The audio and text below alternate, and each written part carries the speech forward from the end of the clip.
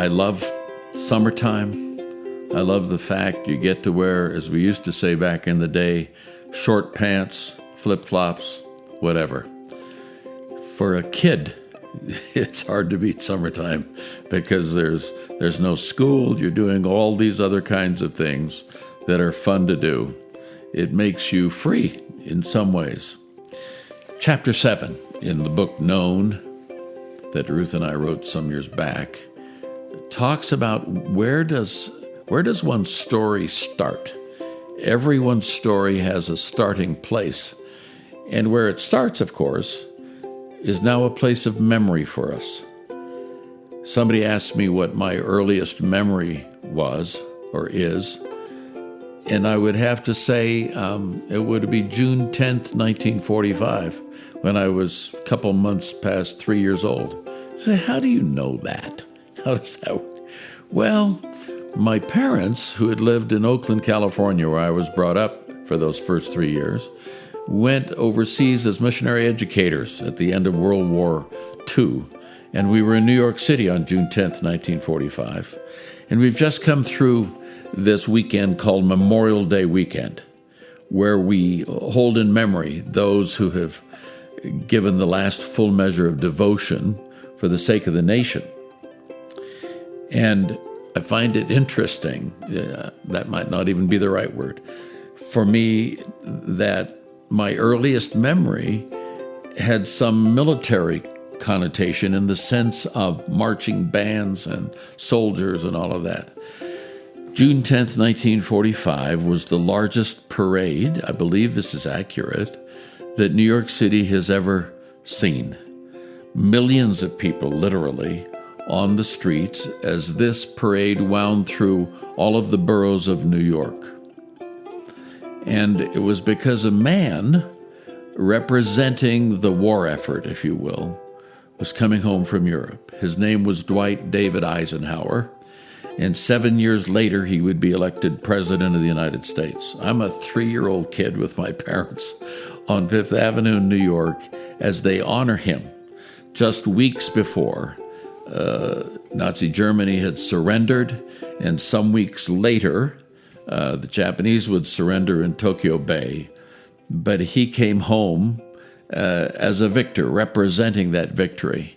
And coming down Fifth Avenue, standing up in the back of the car, waving his hands with a V for victory, he represented for many in the world at that time what it meant for victory of good over evil.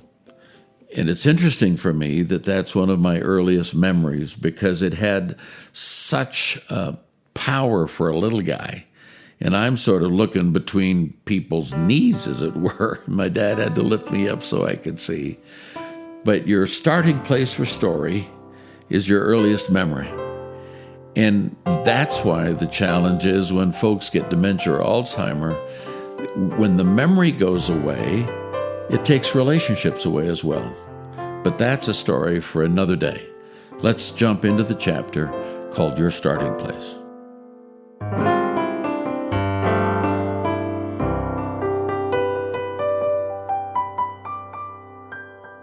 Indeed, our story is finally all any of us owns. Because, as I once told my grandson, a story has only one master. Frank Delaney, Ireland. Earliest memories are the starting place for every relationship we will ever have. The bassoon bellow from high above the waterline was unforgettable. The MS Gripsholm sounded her whistle as she backed out of her berth in Jersey City Harbor en route to the Mediterranean. It was September of 1945, and I was 3 years old. That's one of my first memories. Each person's story has a beginning, and it's found in first memories. Just the size of the world sets it up. When we're small, all things are huge, and every adult a giant. First impressions are the order of the day as we grow up. Life is a series of firsts. A first ball game, a first day of school, a first friend, a first house, a first sibling, a first broken bone, a first airplane ride. It goes on and on. Our early years are the first chapters of our biographies. Dr. Dan Allender, in his insightful book, To Be Told, God invites you to co-author your future, explains why our personal stories are the main building blocks for friendship. He says that the telling and writing of your own story is critical to understanding your entire life. Most of us have spent more time studying a map to avoid getting lost on a trip than we have studying our life, so we'll know how to proceed into the future. Our story is truer than any other reality we know. When I study and understand my life story, I can then join God as a co-author. Who am I and where was I are the same question. I don't know when I first grappled with the core question, who am I? What I do know is that I've asked it lots of times since then, and I know that it's connected to another question, where do I come from?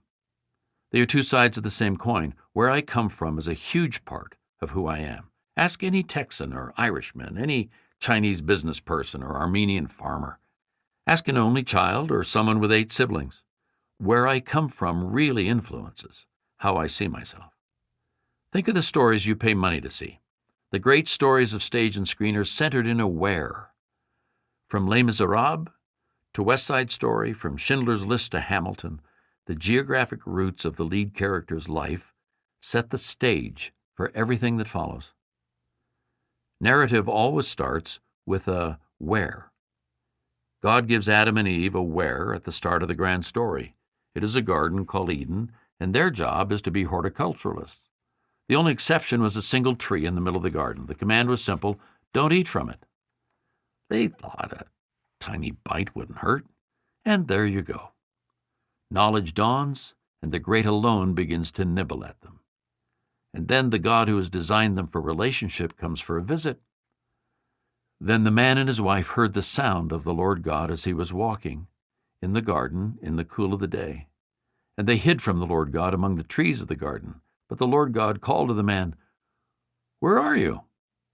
He answered, "I heard you in the garden, and I was afraid because I was naked, so I hid." Adam and Eve have crossed the line and know it. Seeing they are naked, they run for cover behind a tree like children putting a blanket over their heads, thinking the parent cannot see. God is looking. Adam and Eve are hiding. Really? This is God, for Pete's sake. And with a rhetorical question, God calls Adam out. Where are you? The question needs reflection, not a response. He knows very well where Adam is. It's Adam who doesn't know where he is. Adam and Eve's disobedience disorients their lives and muddies their identity. It costs them the where that makes sense of things. Knowing your where is an organizing piece of your life. It is essential to your story. The simple practice of asking the where questions about your own story is the seedbed for future friendship.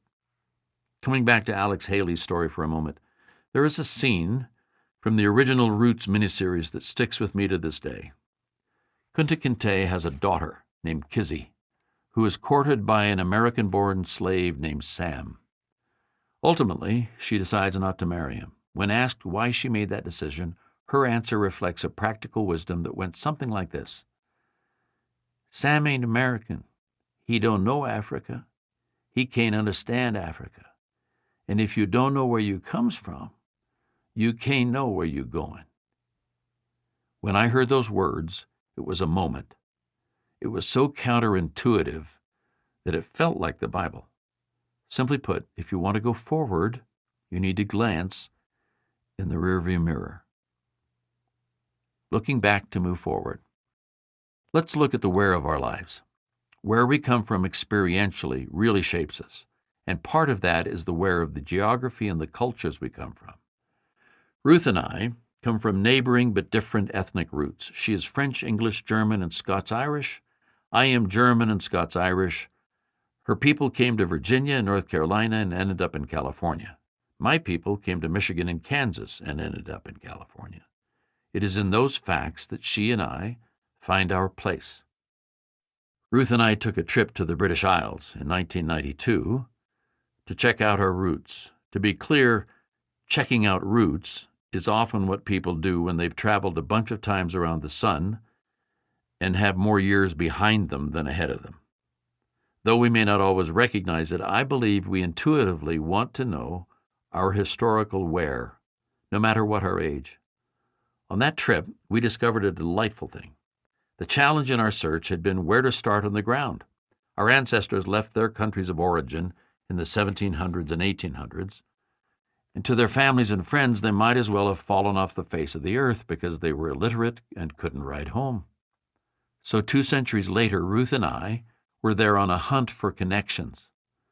Google and Ancestry.com didn't exist back then, so we had gone to the Sutro Library in San Francisco and the National Archives in Washington, D.C. to research the country of Ruth's family origins.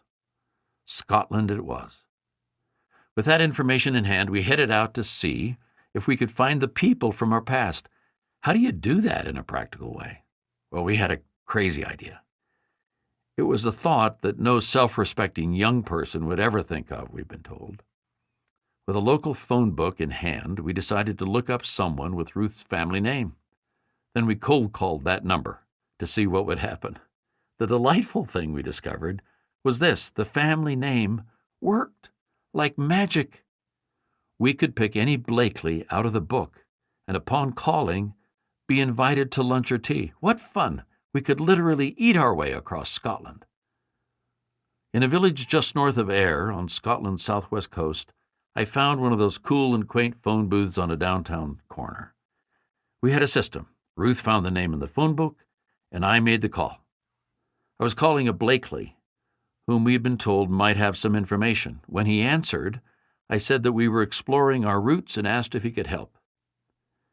"Where did your people settle?" he asked in a lovely Scottish burr. North of Knoxville, Tennessee," I said. "Och, my people went to Pennsylvania," he said. "What did they do?" he asked. "I think they were weavers."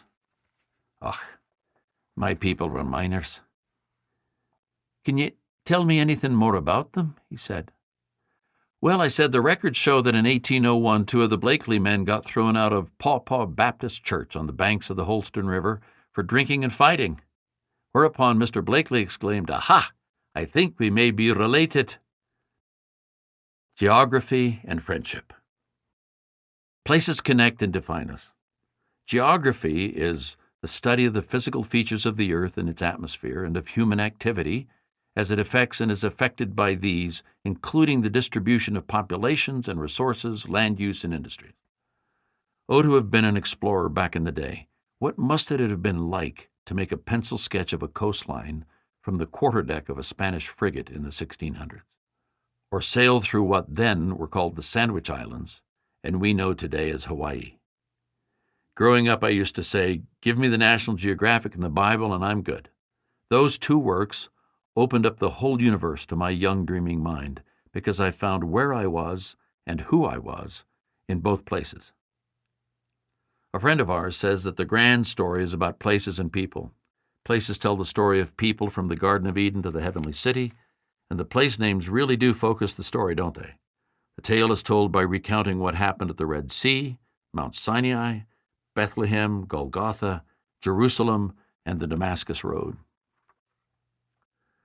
Not long after arriving in Washington, D.C., I was thinking through how to tell the story of Jesus in this place where power and poverty live side by side. It is one of the few cities in the world designed to be the capital of a country. It really is 3 overlapping cities. The district is comprised of the folks who live and work within its limits and for whom it is home. Then there's the federal capital, which most of us think of when we say Washington, D.C. Finally, there's the international community, living in the embassies of more than 175 nations, many of which are clustered along the length of Massachusetts Avenue Northwest. So, how do you tell this Jesus story across all those lines of ethnicity, politics, and religion? It came to me as a study in where. I can't point to a moment, but over some days this imaginary conversation got framed in my head. Jesus says, "Foth, here's the plan. I'll leave my place. I'll come to your place.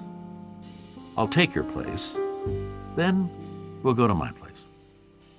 Whether your place happens to be an elegant residence on Embassy Row in D.C. or a roach-infested urban project building it makes not one whit of difference to Him. Regardless of where you find yourself, God will go there to meet you every time. If the grand story is all about heaven come to earth and the Creator of the universe showing up in a cradle, we should not be surprised then that a friendship might begin with a geographic question. So, where are you from originally?